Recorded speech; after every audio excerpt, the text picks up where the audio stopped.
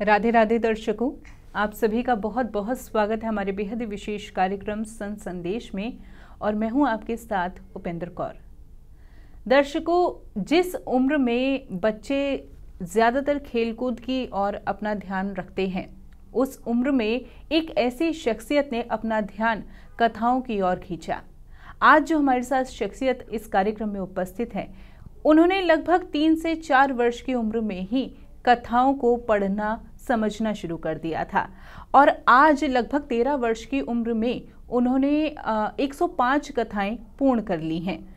और आज इस कार्यक्रम के माध्यम से हम उनके जीवन के बारे में जानेंगे, उनकी आगामी योजनाओं के बारे में जानेंगे और बहुत सारी बात करेंगे आध्यात्म के बारे में। तो कार्यक्रम बहुत ही ध्यानपूर्वक देखिएगा, क्योंकि आज इस कार्यक्रम के माध्यम से आपको बहुत ज़्यादा प्रेरणा मिलने वाली है। तो आइए स्वागत करते हैं अपनी बेहद ही खास मेहमान का।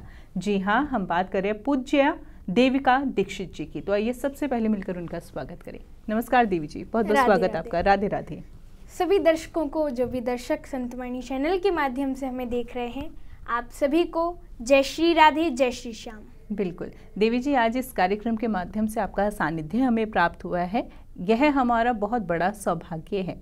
अच्छा, सबसे पहला प्रश्न मैं आपसे यह करना चाहूँगी कि आपकी उम्र के जो बच्चे होते हैं, बालक होते हैं, उनका ध्यान ज़्यादातर खेल कूद, थोड़ी सी शरारतों में रहता है, और आप जो है व्यासपीठ पर बैठकर कितने सारे लोगों को प्रेरित करती है, कथाओं के बारे में बताती है, कथाओं को श्रवण कराती है, उन्हें आध्यात्म का सार बताती हैं। तो ऐसे में इस सब की प्रेरणा कैसे मिली? कहते हैं ना, भगवान की कृपा के बिना एक पत्ता भी नहीं हिल सकता। जब तक भगवान की कृपा ना हो तब तक कुछ भी नहीं होता। तो उसी भगवान की, उसी शक्ति की, उसी कन्हैया की, उन्हीं ठाकुर जी की कृपा का एक कण, कृपा का एक कण मुझ पर भी पड़ा, इस शरीर पर भी पड़ा। और हम अलग अलग प्रदेशों में जाकर 10 वर्ष की आयु में, अभी तो हमारी आयु 13 वर्ष है, लेकिन हमने, इस शरीर ने 10 वर्ष की आयु में 10 प्रदेशों में 100 से ज़्यादा कथाएं कर चुके हैं। बिल्कुल, चलिए, बहुत ही अच्छा लगा आपसे यह जानकर कि 10 वर्ष की आयु में 10 प्रदेशों से ज़्यादा में जाकर आप 100 से ज़्यादा कथाएं कर चुकी हैं। लेकिन जानना चाहेंगे कौन कौन सी कथाएं अभी तक आपने श्रवण कराई हैं लोगों को? अभी तक श्रीमद् भागवत कथा और रामचरितमानस, राम जी की लीलाओं का वर्णन भी किया, शिव जी के चरित्रों का भी वर्णन किया, और देवी भागवत, देवी शक्ति, माता जगदम्बा की कथा का भी वर्णन किया, और साथ ही साथ स्कंद पुराण, जो कि 18 पुराणों में सबसे बड़ी पुराण है, उसका भी, जिसमें 81,000 श्लोक हैं, उस कथा का भी इस शरीर ने वर्णन कर लिया है, स्कंद पुराण की कथा। बिल्कुल, इतनी कम उम्र में इतनी सारी कथाओं को कंठस्थ करना नामुमकिन सा लगता है। तो देवी जी, आपसे जानना चाहेंगे कि मात्र अभी आपकी 13 वर्ष की आयु है, बहुत ही कम आयु है, और 3 से 4 वर्ष की आयु में ही आपने कथाओं को बोलना शुरू कर दिया था। तो ऐसे में यह सब कुछ कंठस्थ कैसे हुआ? क्योंकि छोटे छोटे बच्चों को अगर हम पोयम्स भी सिखाते इतनी मुश्किल हो जाती है, और यदि हम श्लोकों की बात करें तो बहुत मुश्किल होता है उनका उच्चारण करना। तो कैसे यह सब कुछ संभव हुआ? देखिए, हम जब कथा में बैठते हैं तो ये मेरा अनुभव है कि जब हम मंच पर बैठते हैं उसके पहले हमें कुछ भी याद नहीं रहता है, और जैसे ही हम मंच पर जाकर बैठते हैं तो मुझे एक अलग ही अनुभव होता है कि जैसे कोई शक्ति हो जो कि मुझे अलग प्रेरणा दे रही है, जो कि मेरे अंदर बस कर मुझे प्रेरणा दे रही है, मुझे बोलने को कह रही है। और जब हम छोटे थे, 5.5 वर्ष की आयु थी हमारी, तो उस समय हमें कोई भी कथाएं सुनाते थे, जैसे कि हमारे माता पिता हुए, हमारे टीचर हुए, तो वो हमें बताते थे कथाओं के बारे में, पौराणिक कथाओं के बारे में, कहानियों के बारे में। तो हमें ऐसा लगता था कि ये हमने कहीं सुनी हुई है बहुत पहले से। तो तभी से जैसे ही हम मंच पर बैठते हैं कथा करने के लिए, जैसे ही मंच पर बैठते हैं तो एक शक्ति, एक तेज, एक प्रकाश उत्पन्न होता है, और उसी की प्रेरणा से, उसी तत्व के प्रभाव से हम कथा करते हैं। यह शरीर कथा आरंभ करता है। चलिए, बहुत ही सुंदर लगा यह जानकर। अब जानना चाहूँगी आपके परिवार के बारे में कि आपके परिवार का माहौल भी कुछ ऐसे, क्योंकि कहते हैं ना कि हम सबसे पहले अपने घर से सीखते हैं, तो क्या घर में आपके कौन कौन हैं और घर पे कैसा माहौल रहता है, जिससे क्या आपने उन्हीं से प्रेरणा ली है यह सब कुछ की? देखिए, हमारे घर में, हमारे परिवार में पूजा पाठ का माहौल तो पहले से ही चलता आया है, लेकिन हाँ, एक बात है कि हमारे मतलब जो परिवार है, परिवार में ऐसा कहते हैं ना कि पहले कोई कथा करता होगा, उससे फिर बच्चे करने लगे। यही मेरा मेन क्वेश्चन था। तो हमारे परिवार में पहले से कोई भी कथा नहीं करता। हाँ, पूजा पाठ का माहौल है, भक्ति भाव सब करते हैं, लेकिन कथा हमारे परिवार में कोई भी नहीं करता है। पहले हम ही हैं जो हमारे परिवार में कथा कर रहे हैं। यह तो बहुत तो हमारे परिवार में बढ़िया पूजा पाठ का माहौल है, और उसी माहौल से हमें लगा कि हमें भक्ति की ओर बढ़ना चाहिए, हमें लोगों को शिक्षा देनी चाहिए। चलिए, बहुत अच्छा लगा आपसे यह जानकर कि हालांकि घर में पूजा पाठ का माहौल है, लेकिन ऐसा नहीं है कि पहले भी आपके घर से ही कोई कथा व्यास रहे हों, आपसे ही यह सब की शुरुआत हुई है। यह जानकर हमें बहुत अच्छा लगा कि किस तरीके से आपने जो है आध्यात्म की ओर अपना भाव रखा, किस तरीके से आप इस मार्ग पर आगे बढ़ी। लेकिन देवी जी, देखा जाए ना तो आजकल समाज जो है अपने पथ से भटकता जा रहा है, अपने धर्म से भटकता जा रहा है, अध्यात्म की राह से भटकता जा रहा है। तो ऐसे में समाज को आप क्या संदेश देंगी, या फिर जो छोटे छोटे बच्चे हैं वो अपने धर्म से इतना लगाव नहीं रखते, तो उनके लिए आप क्या कहना चाहेंगी? आपने कहा कि हमारे जो धर्म के, हमारे सनातन के जो बच्चे हैं, कुछ बच्चों की रुचि, हमारे जो हिंदू धर्म के, सनातन धर्म के जो बच्चे हैं, तो कुछ बच्चों की रुचि जो है दूसरे धर्मों में जा रही है। उनको ऐसा लगता है कि ये जो हमारा धर्म है इसमें कुछ नहीं है, और जो दूसरे धर्म के हैं और जो अलग धर्म हैं उनमें जाना चाहिए, वहाँ हमें कुछ प्रेरणा मिलेगी। बच्चों को ऐसा लगता है, लोगों को ऐसा लगता है। लेकिन मैं जहाँ तक कहूँगी, मेरा जहाँ तक अनुभव है कि हमारा सनातन एक प्रकाश है, और आगे तो सिर्फ और सिर्फ अंधकार है। बिल्कुल, मैं यही कहना चाहूँगी कि आप सब एक बार, लोगों को लगता है कि हिंदू धर्म में, हमारे सनातन धर्म में कुछ नहीं है, हमें कोई फायदा नहीं हुआ, लेकिन एक बार कुछ ऐसा भागवत का कोई एक श्लोक या किसी भी श्लोक का पाठ करके देखिए, गुरु बनाकर देखिए, उनसे मिले मंत्र का जप करके देखिए। आपके मन में जो भी इच्छाएं हैं, आपकी सारी इच्छाएं अपने आप ही पूर्ण हो जाएंगी। तो मेरा कथा करने का लक्ष्य भी एक ही है कि बच्चों को अच्छा संदेश देना। बिल्कुल, बहुत अच्छा लगा। लेकिन अभी आपने कहा कि गुरु बनाए, गुरु दीक्षा ले, तो आपसे जानना चाहेंगे कि क्या आपने भी गुरु दीक्षा ली है, और यदि ली है तो कौन है आपके गुरु? हमने भी गुरु दीक्षा ली है, और हम जहाँ भी कथा करने जाते हैं तो छोटे छोटे बच्चों को भी गुरु दीक्षा देते हैं। तो 0 से 5 वर्ष तक के बच्चों को जीव पर सरस्वती मंत्र की दीक्षा देते हैं, और उससे बड़े बच्चों को कान में मंत्र की दीक्षा देते हैं। और हम जब छोटे थे तो हमारे पिताजी ने हमें भी हमारी जीव पर सरस्वती मंत्र की दीक्षा दी थी, और हमारा भाई, उसे हमने अपने हाथों से सोने की सीख से, शहद के माध्यम से सरस्वती मंत्र की दीक्षा दी थी। तो ये जो है, ये तो शिक्षा है एक प्रकार की, सरस्वती मंत्र, और दीक्षा लेना भी सबको आवश्यक है। तो हम जहाँ भी जाते हैं तो वहाँ जाकर बच्चों को अच्छी शिक्षा देते हैं, और कैसी शिक्षा, कथा के माध्यम से शिक्षा देते हैं, और साथ ही साथ दीक्षा भी देते हैं। क्योंकि हमारे जीवन में कहा जाता है गुरु की बहुत आवश्यकता होती है, क्योंकि गुरु ही होता है जो हमें अंधकार से उजाले की ओर, प्रकाश की ओर ले जाता है। ध्रुव जी थे, ध्रुव जी की कथा आपने सुनी होगी श्रीमद् भागवत में। ध्रुव जी महाराज कहते हैं माता पिता ही अपने बच्चों के पहले गुरु होते हैं, माँ ही अपने बच्चे की पहली गुरु होती है। तो ध्रुव जी की माँ ने उन्हें ऐसी शिक्षा दी कि ध्रुव जी महाराज जंगल में भजन करने गए, और उन्हें वहाँ दूसरे गुरु मिले, नारद जी, और नारद जी ने उन्हें दीक्षा दी। ऐसा मंत्र दिया कि ध्रुव जी ने 5 महीने उस मंत्र का जप किया और 5 महीने जप करने के पश्चात उन्हें भगवान की प्राप्ति हो गई।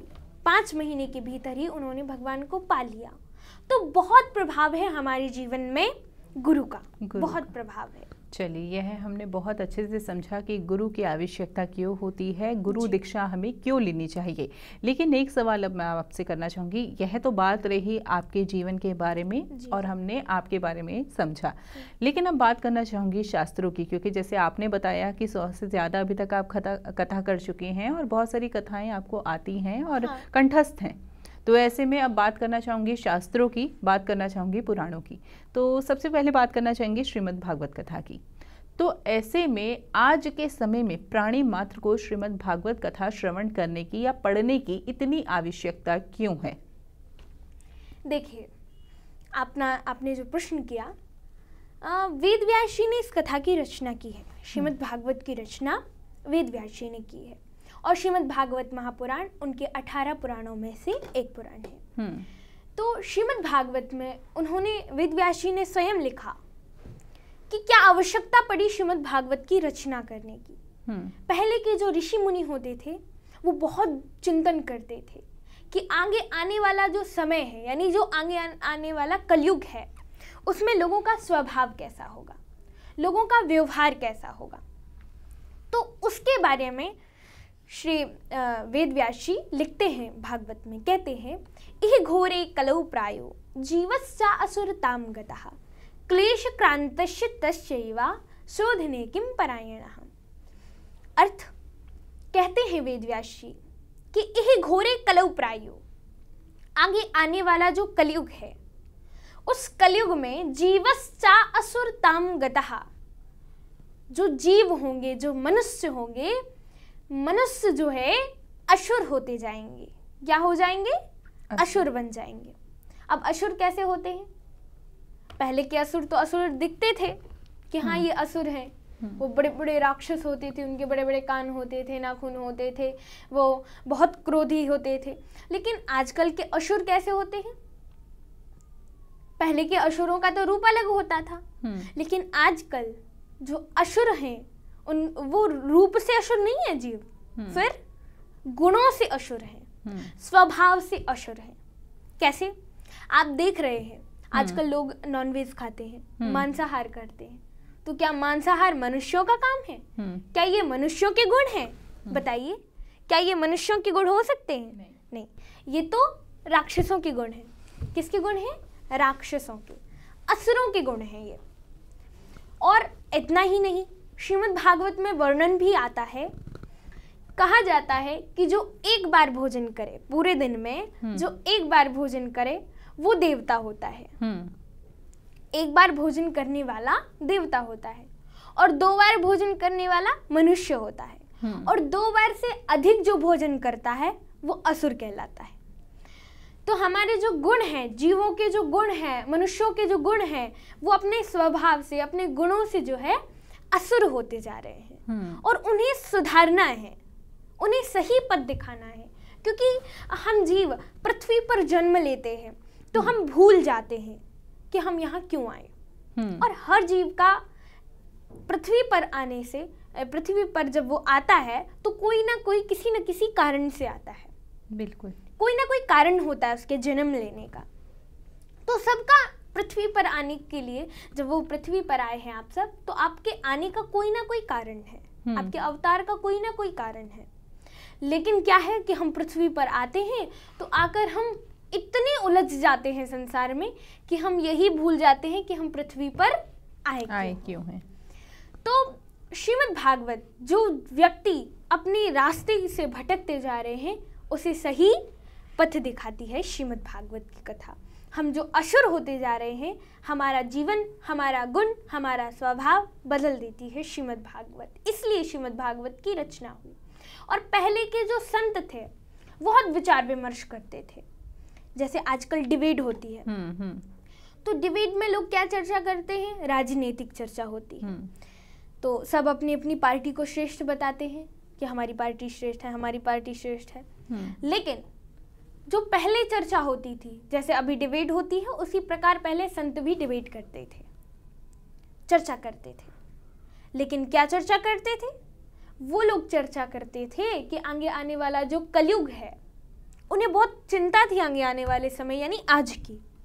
तो वो चर्चा करते थे कि आगे आने वाला जो कलयुग है, जो समय है, उसमें लोगों का स्वभाव कैसा होगा, व्यवहार कैसा होगा, और वो जो उनका स्वभाव होगा, उनसे जो पाप होंगे उन्हें नष्ट कैसे किया जाएगा, उनका उद्धार कैसे होगा। तो सभी अपने अपने विचार रखते थे। कोई कहते थे कि शंकर भगवान का तब पूजा करने से हमारे पाप नष्ट हो जाएंगे, कोई कहते थे ठाकुर जी का, कोई कहते थे हमारी शिव जी की कथा सुनने से, कोई कहते थे भागवत सुनने से। तो इसी प्रकार पहले भी चर्चाएं होती थी और संतों को बड़ी चिंता थी, बड़ी हमारी बहुत चिंता थी उन्हें कि आगे आने वाला जो कलयुग है, आगे आने वाला जो समय है, उसमें लोगों का स्वभाव ऐसा होगा तो उनका कल्याण कैसे होगा। इसलिए इतने बड़े बड़े ग्रंथों की रचना की गई है। बहुत ही अच्छा लगा आपसे यह जानकर कि श्रीमद् भागवत कथा की हमें अपने जीवन में क्यों आवश्यकता है, हमें इस जीवन में क्यों श्रवण करना चाहिए या क्यों पढ़ना चाहिए। लेकिन बात यही करना चाहूँगी, जैसे कि आपने बोला कि कलयुग के समय में असुर बढ़ते जा रहे हैं, तो ऐसे में कलयुग में क्या है कि हमारे पास इतना समय नहीं है। जैसे पहले के समय की बात करें तो साधु संत हमेशा ध्यान में लीन रहते थे, प्रभु की आराधना में लीन रहते थे। लेकिन कलयुग है तो ऐसे में हमें और भी बहुत सारे कार्य करने होते हैं। हम 24 घंटे जो है भगवान का ध्यान नहीं कर सकते, आजीविका भी कमानी है और बहुत कार्य अन्य भी है। तो ऐसे में कम समय में किस तरीके से जो हमारे हृदय की तार है वो भगवान से जोड़ सकते हैं, कैसे जोड़ सकते हैं? देखिए, आपने कहा कि पहले के जो युग थे, देखो 4 युग हैं। सबसे पहला था सतयुग, जिसे कृतयुग भी कहते हैं, सतयुग। फिर आया त्रेता, त्रेता के बाद द्वापर, और अब चल रहा है कलयुग। तो पहला जो युग था सतयुग, सतयुग में ध्यान की प्रधानता थी। रामचरितमानस में वर्णन भी आया है। गोस्वामी तुलसीदास जी लिखते हैं, ध्यान प्रथम युग मख विधि दूजे, द्वापर परितोषत प्रभु पूजे। तो पहला जो युग था सतयुग, कृतयुग। कृतयुग में जो है ध्यान की प्रधानता थी, लोग ध्यान करते थे और ध्यान करके भगवान को पा लेते थे। उस समय जो है लोग, पहले घर तो थे नहीं, तो लोग जंगलों में रहते थे, नदियों के आसपास रहते थे, समुद्र के आसपास रहते थे, जहाँ उन्हें अपने जल की व्यवस्था मिलती थी वहाँ वो लोग रहते थे। तो जहाँ नदी होती थी, समुद्र होता था, उसके आसपास रहते थे, वरना फिर वो पहाड़ों के पास रहते थे, जंगलों में रहते थे। तो वहाँ रहकर सब ध्यान करते थे, भगवान का ध्यान में लीन रहते थे, तप में लीन रहते थे। और इतना ही नहीं, उस युग में लोगों की एक दूसरे के प्रति बहुत ही ज़्यादा प्रेम था। तो इस प्रकार सतयुग चल रहा था।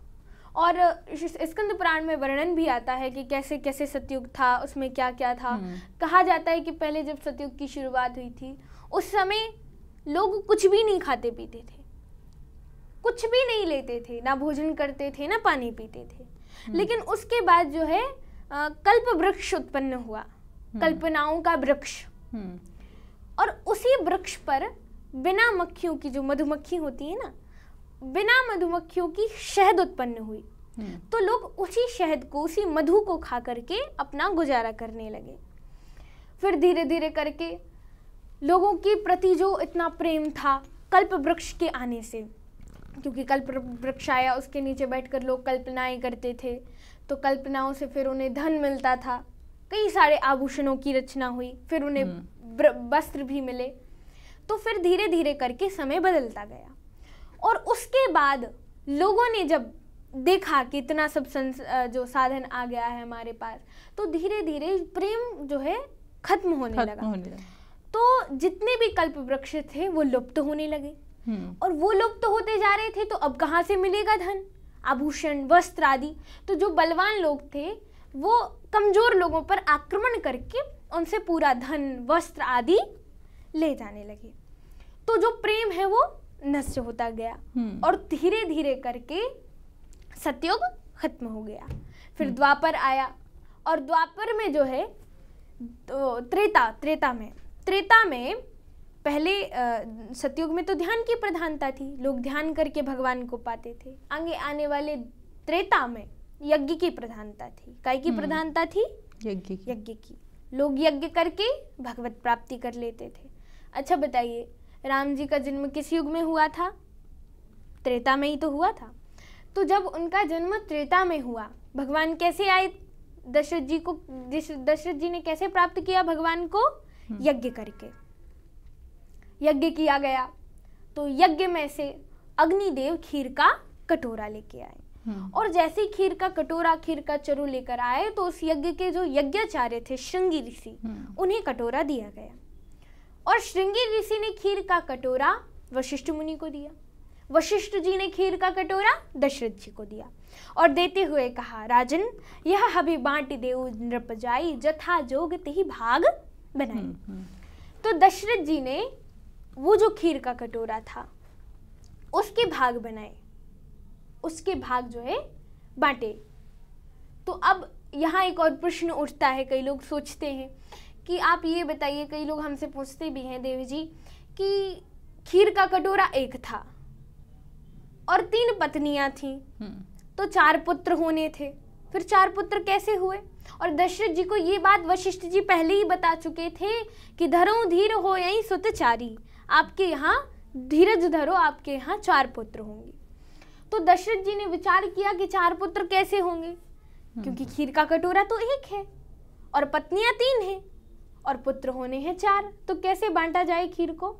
तो दशरथ जी ने वो जो एक खीर का कटोरा था उसकी खीर 2 भागों में बांटी। एक भाग दिया कौशल्या जी को, और जो एक भाग था उसके भी 2 भाग किए। एक भाग दिया कैकेयी जी को, और जो एक और बचा था उसके भी 2 भाग किए। एक भाग दिया कौशल्या जी को और एक भाग दिया कैकेयी जी को, और कहा आपको जो पहले भाग मिला है वो खीर तो आप पालो, वो प्रसाद तो आप पालो, लेकिन आपको जो बाद में दिया गया है उससे आप सुमित्रा जी का सम्मान करो। तो दोनों मैयाओं ने अपना अपना भाग पाया, और फिर सुमित्रा जी को जो उनका भाग था, जो दोनों मैयाओं को दिया गया था आधा आधा, वो सुमित्रा जी को खिलाया। तो फिर 4 पुत्र हुए, राम लक्ष्मण भरत शत्रुघ्न, और भगवान ने त्रेता में अवतार लिया। तो तब यज्ञ की प्रधानता थी। फिर आया द्वापर। द्वापर में भगवान कन्हैया का जन्म हुआ। कन्हैया को मैया यशोदा ने कैसे पाया था? भक्ति करके। गोपियों ने कैसे पाया था? भक्ति करके। नंद बाबा ने कैसे पाया था भगवान को? भक्ति करके। तो द्वापर में भक्ति की प्रधानता थी, लोग भक्ति करके भगवान को पा लेते थे। तो द्वापर में भक्ति की प्रधानता थी, लोग बहुत भक्ति किया करते थे। लेकिन अब मेन बात है, अब आ गया कलयुग। तो इस कलयुग में ना तो हम ध्यान कर सकते हैं। क्यों नहीं कर सकते? आपने कहा अभी कि समय नहीं है लोगों के पास, और कहा जाए कि यज्ञ के जितना समय नहीं है तो ध्यान ही कर लिया जाए, तो ध्यान में मन नहीं लगता। तो बात वही पहुंच जाती है कि एक तो हमारे पास समय नहीं है यज्ञ करने जितना, और अगर समय है किसी के पास तो मन नहीं लगता। ध्यान करने बैठो तो जरा भी मन नहीं लगेगा, बिल्कुल मन नहीं लगेगा। हमारा जो मन है इधर उधर भटकेगा। अब कोई कथा सुनने भी जाता है तो उनका मन ही नहीं लगता कथा सुनने में। किसी का मन बाहर जाता है, किसी का मन भागता है इधर की, किसी का मन घर में बैठा रहता है। तो हमारा जो मन है वो हमें कथा सुनने ही नहीं देता है। तो एक तो पहली बात ये है कि समय नहीं है, और समय है तो मन नहीं लगता, भक्ति हमसे हो नहीं पाती। तो क्या किया जाए जो करके कलयुग में हम भगवत प्राप्ति कर लें या हमारा उद्धार हो जाए? तो इसका सिर्फ एक ही साधन है। क्या साधन है? वो है गोस्वामी तुलसीदास जी लिखते हैं, नहीं कली करम न भगति विवेकु, राम नाम अविलंबन एकु। इस कलयुग में हमारे पास कोई भी उपाय नहीं है, तो क्या किया जाए? तो बोले कलि केवल मल मूल मलीना, पाप पयोनिधि जन्मन मीना। कलयुग में केवल और केवल जीव मल और मूल से मलिन होगा, तो उसमें क्या किया जाएगा? तो बोले नहीं कली करम न भगति विवेकु, फिर राम नाम अविलंबन एकु।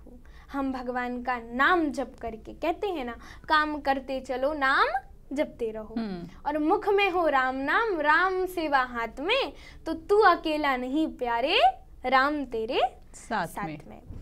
तो हम हमेशा काम कर रहे हैं तो काम करते करते भगवान का भजन हमें करते रहना चाहिए। हर क्षण हर पल मन में भगवान का नाम होना चाहिए। और ऐसा ही आपके पास बहुत काम होता है, क्योंकि कलयुग जो है काम प्रधान है। इसमें काम इतने हैं, किसी से कहो कथा सुनने चलो तो बोले बहुत काम है, जा ही नहीं पाएंगे।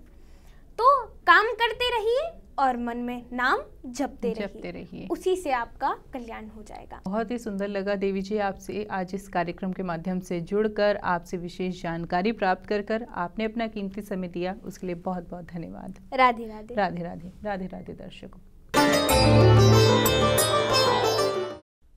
अहमेवास्मैवाग्रे नान्यद्यत् सत् परं पश्चादहं यदेतच्च यवशिष्येत सोऽस्म्यहं ऋतेर्थं यत् प्रतीयेत न प्रतीयेत चात्मने तद्विद्यादात्मनो मायां यथा भासो यथा तमः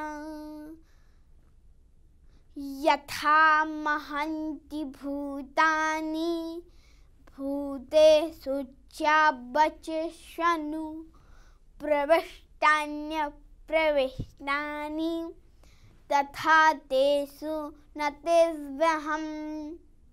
नमस्ते रुद्रमन्यबाहुदोताय खवे नमः बाहुभ्यां मोदते नमः जाते रुद्रशिवा तन्नूरघोरा पापकाशनीतया नस्तन्वा शन्तमया गिरिहन्ता बीजाकसिः यामे खुङ्गिरिसन्तहस्ते बिभर्यस्तवे सेवाङ्गिरे त्रिताङ्गुरुमाहि गुंसे वरगं जगत् सेवेन वचसा गिरिसाक्षाबदामसि जठान सरमिज्जगत्यक्ष्मिगुं सुमना असत् अध्यवोच दधिवक्ता पृथवो देभ्यो भिचक् अहिंच सर्वान् जम्भयन्ति सर्वास् यातु धान्यो धराजि प्रवा परासव असौ यस्ताम्रो अरुण उत बभ्रु सुमङ्गलः एचैन गुं रुद्र अविदो दिक्षु सतः सहस्रो अवेखा गुं हेड इमहे अथोजा इखुद्धिस्तवारे अस्मिन्न निधेहितम् अवतत्तधनुष्टगुं सहसाक्ष सते सुधे निशीर्य कल्याणा मुखाशोभो नः सुमना भव। आप हमारे संत वाणी चैनल को सब्सक्राइब करें, वीडियो को लाइक करें, शेयर करें।